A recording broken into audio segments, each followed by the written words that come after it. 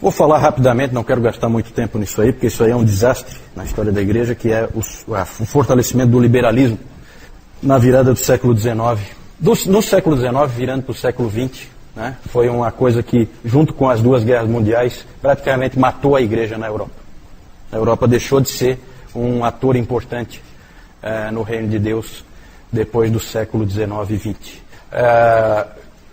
E aqui o Dr. Calhoun ele explora a força das ideias. As ideias são devastadoras.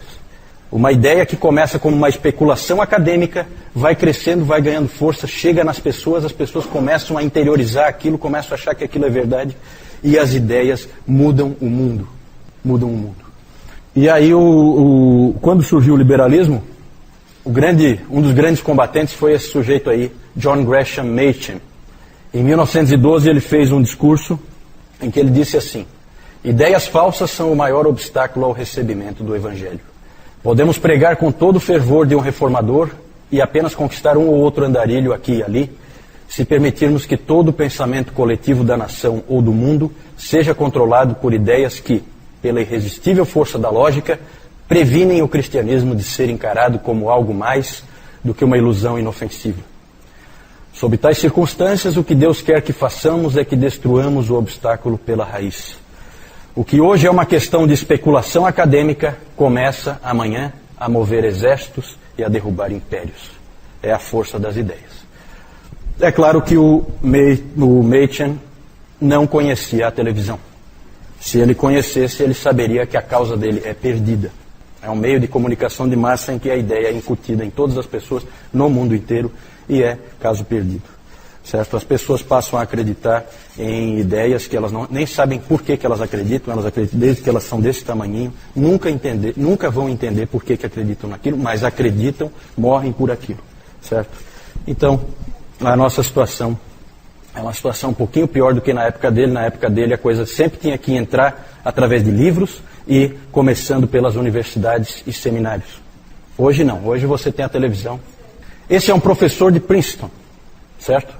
Ele era um professor de Novo Testamento em Princeton e ele acabou tendo que sair de Princeton porque Princeton foi tomada pelos liberais, né? E aí ele fundou o Westminster Seminary, né? Famoso hoje presbiteriano, e também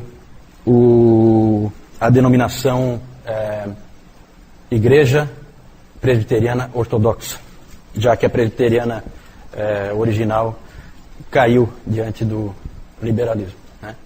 O que é esse liberalismo? O liberalismo é algo que vem com a força das ideias, daqui a pouco a gente vai deixar mais claro. Não tem como eu nem tenho tempo para ficar entrando a fundo nisso.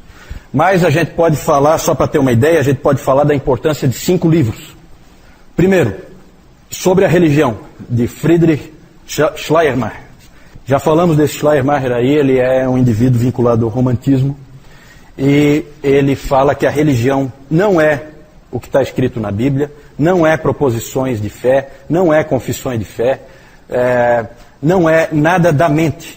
A religião, ela é um sentimento de dependência que há no coração do indivíduo, de que eu dependo de alguma força maior. Então é alguma coisa que eu sinto. Isso é a religião.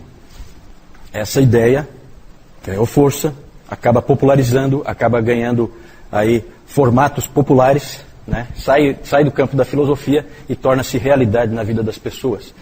Outro livro famoso, A Origem das Espécies, de Charles Darwin. É a força das ideias. O Darwin propõe a evolução das espécies, animais, e daqui a pouco o ser humano do século XX, ele acredita que tudo evolui. Ele acredita que a evolução é o que rege o mundo. Tal a força das ideias, certo? Ele acha que tudo está evoluindo, que o homem moderno, ele é muito mais evoluído do que o homem do passado. Nós não temos que olhar para a história e aprender com a história, porque nós somos o homem do século XXI. Que é isso? E aí então vem esse tipo de ideia e molda as pessoas. Outro livro, Ensaios e Críticas, escrito por 7 clérigos da Igreja Anglicana. Na época foi fortemente rejeitado pela Igreja Anglicana, mas é assim, semeia no início resistência, daqui a pouco a coisa ganha força, e é como o Machen disse, derruba impérios. Certo? É questão de tempo. E nesses ensaios e críticas é colocado o principal tema é que a Bíblia é um livro comum, escrito por homens comuns e que deve ser tratado como tal. Isso foi o que esses homens defenderam. O liberalismo teológico sempre vai ver assim. Trata-se de um livro como outro qualquer. Não existe esse negócio de inspiração. Outro livro, A Doutrina Cristã da Justificação e Reconciliação. Título bonito, parece ser um livro interessante. Escrito por um alemão, Albrecht Ritschl. Sempre esses filósofos alemães fazem um excelente trabalho de destruição das verdades cristãs, né? E ele, então, parece um título muito pomposo, muito interessante, mas ele é toda a base para o evangelho social, certo? O que ele disse? Cristianismo não é verdades escritas em Bíblia, nada disso. Cristianismo também não é o que o Schleiermacher disse, sentimentos. Não. Cristianismo é ética. É fazer o que é certo. Isso é cristianismo. Você é cristão quando faz o que é certo. Tá? Isso, então, qualquer indivíduo... Isso aí pegou, tá? Isso aí, depois, na igreja na Europa, era normal. O indivíduo que é um indivíduo correto, bem postado na sociedade, um político respeitado e tal, né? É um excelente cristão. É uma associação imediata. Conversão não existe, novo nascimento não existe, crença nas verdades bíblicas, isso aí tudo não existe. É decência. Decência. Certo? O último aí, o que é o cristianismo, de Adolf Harnack, outro alemão. Esse cara aí magnetizava os alunos dele. Ele fazia palestras, a turma ficava. Ele parece também um título interessante, o que é o cristianismo. Só que a proposta do Harnack é a seguinte. Ele dizia que o cristianismo tem que voltar à essência, que foi acrescentada muita coisa humana no cristianismo. Foi acrescentado escritos bíblicos, doutrinas, igreja. Tem que tirar, tem que remover tudo isso aí, que isso aí tudo é problema. Essa era a tese dele. E voltar à essência. E qual é a essência? A essência é a pessoa de Cristo, conforme retratada nos evangelhos sinóticos. Mateus, Marcos e Lucas. João tem que tirar porque João tem teologia demais, né? Aí já é corrompido. E no caso dos sinóticos, você também tem que tirar algumas coisas absurdas, como os milagres, por exemplo, que aquilo ali evidentemente é mito, né? Então você tira mais um pouco. É os sinóticos, mas não exatamente como eles estão, né? Na verdade você tem que tirar tudo aquilo ali, e aí você fica com o homem Jesus Cristo. Aquela pessoa especial, diferente, diferenciada, com um contato muito próximo de Deus, né? Claro que Deus ele não é, né? Isso aí o Harnack já pôs para fora. É um homem comum, né? Mas um grande mestre. Isso aí depois do século XX pensou isso aí para sempre, né? Isso aí pegou. Então esses livros que foram saindo influenciaram. Eles assim... simplesmente tiveram um efeito avassalador nas universidades. Sim. Filósofos. São professores de universidades, né?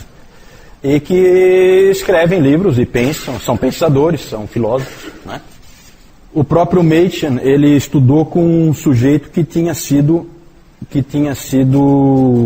discípulo do Harnack. E quando o Machen estava na Alemanha, o Machen é um cara que fala com conhecimento de causa, porque ele estudou na Alemanha. E ele teve contato com esse tipo de pensamento liberal.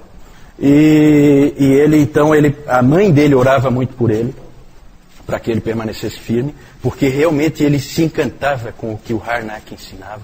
Aquilo era, sabe, aquela coisa hipnótica, né? Tipo um canto da sereia, né? Coisa diabólica mesmo. E aí ele então, quando ele ouvia aquelas palestras e coisas, ele ia para o quarto dele e ele lia o Evangelho de Marcos para dar uma renovada, né, na fé dele, né? Mas ele chegou a balançar. Tal a capacidade de persuasão de alguns desses indivíduos. São indivíduos muita capacidade, né? Para mim a melhor definição de liberalismo é essa aí, do Richard Niebuhr.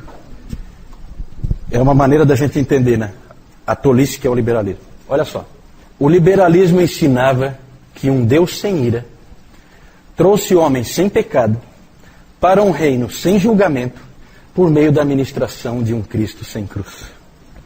Ou seja, ele é nada. Sobra o que aí? Uma ética boba, certo? Que não precisava de cristianismo para existir, certo? É só isso que fica no final, né? O arcebispo William Temple, uma vez, ele disse o seguinte, que ele ficava sempre se perguntando por que alguém se daria ao trabalho de matar o Cristo do liberalismo. Um sujeito inócuo, não faz a menor diferença. Por que alguém mataria ele? Né?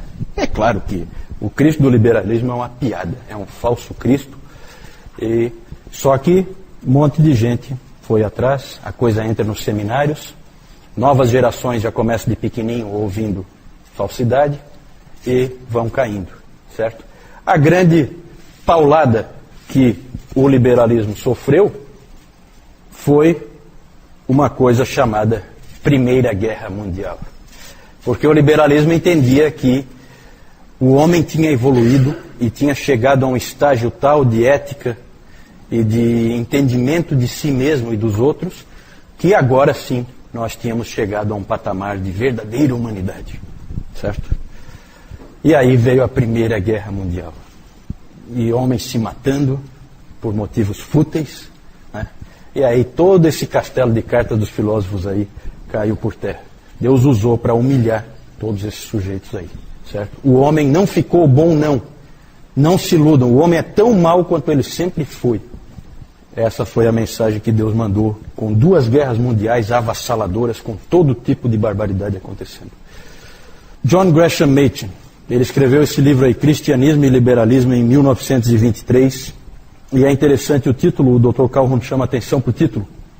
Não é fundamentalismo e liberalismo, 2 tipos de cristianismo. Não. Cristianismo, de um lado, e uma outra coisa, que não é cristianismo nenhum, que é o liberalismo, que é uma coisa satânica, que é uma enganação do nosso inimigo, certo? Vou deixar também como tarefinha para vocês, se vocês quiserem se informar melhor sobre cristianismo e fundamentalismo. O fundamentalismo foi uma reação importante que aconteceu nos Estados Unidos, graças a Deus, porque lá houve reação do Machen e de outros, às vezes um pouco exageradas, reações tendem a ser excessivas, né? Nós discutimos isso na reunião de homens, né? Quem estava lá lembra, nós ouvimos as palestras do Augusto Nicodemos com aquela sua didática, né? Eu recomendo que vocês vão lá no Monergismo e peguem as 2 palestras do Augusto Nicodemos sobre o assunto, né? Uma sobre o liberalismo e outra sobre o fundamentalismo. Os homens já ouviram lá na reunião de homens à tarde, com muito proveito. Não temos tempo aqui de ficar nos aprofundando nisso. Aí, ó, Machen. Aqui um quarteto do mal aqui, né? Só falta aqueles 7 clérigos aí, né? Aqui o Schleiermacher, esse é o Ritschl, esse aqui é o Darwin. Não é o Papai Noel não, tá? Esse aqui é o Harnack, tá? Eu só queria, gente, dizer, nós falamos do século XIX aqui, algumas coisas do século XIX, eu só queria dizer que eu deixei muita coisa de fora. Não falei, no século XIX, não falei de nomes, antes ainda do século XIX, não falei de nomes como John Newton, como Charles Simeon, como William Wilberforce, o Bispo Ryle, no século XIX, J.C. Ryle, Charles Spurgeon.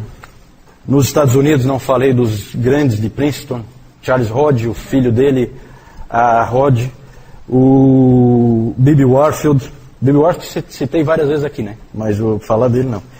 O Robert Louis Dabney. Na Escócia, Thomas Boston, Ralph Ebenezer Erskine, James e Robert Haldane, que fizeram um grande impacto na Suíça, Robert Murray McShane, Thomas Chalmers, Andrew e Horatius Bonar, escoceses, né? Na Europa continental, o holandês Abraham Kuyper, que chegou a ser, que era ministro do Evangelho, chegou a ser primeiro-ministro da Holanda, né? Impressionante. Na verdade, se nós fôssemos falar de tudo nessa época aqui da história da igreja, a gente ia ter que falar do que aconteceu na África do Sul, do que aconteceu na Coreia, do que aconteceu na Nova Zelândia. Não temos condições de falar de tudo isso, tá?